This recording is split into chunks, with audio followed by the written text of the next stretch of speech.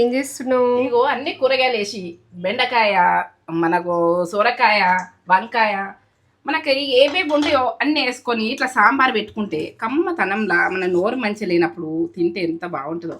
వంకాయ వక్కచ్చి, టమాటాలు వచ్చి, ఆనియన్ వచ్చి, ఇక అన్నీ మనకు ఇక మనం కొత్తిమీర, కరివేపాకు అన్నీ వేసుకొని సాంబార్ పెట్టుకుంటే సాంబార్ పౌడరు మనం చేసిన ఉన్నది అందులో లింక్ పెడితే నేత్ర ఫుడ్ ఛానల్కు వెళ్ళిపోతే ఇది ఎట్లా చేసినా సాంబార్ అన్నది కొన్ని సైడ్లు మన సాంబార్ పౌడర్ వేయకపోతే పప్పుచారు, సాంబార్ పౌడర్ వేసిన బట్టి సాంబార్ ఇక మనం చేసింది లింక్ ఉడకబెట్టు సాంబార్ పౌడర్ది. ఇక మనం బయట సాంబార్ పౌడర్ చేసుకుంది ఉంటుంది, ప్యాకెట్లు ఉడక దొరుకుతాయి బయట. ఈ రకంగా కమ్మతనంలో ఎంత బాగుంటుందో. ఇవన్నీ ముక్కలు అన్నీ వచ్చి, వంకాయలు వచ్చి, ఇట్లా టమాటాలు వచ్చి రెడీ.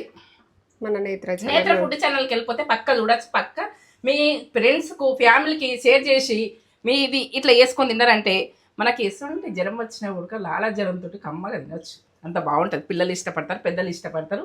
కడుపు నిండి అన్నం తింటాం కమ్మతనంలా. సరే.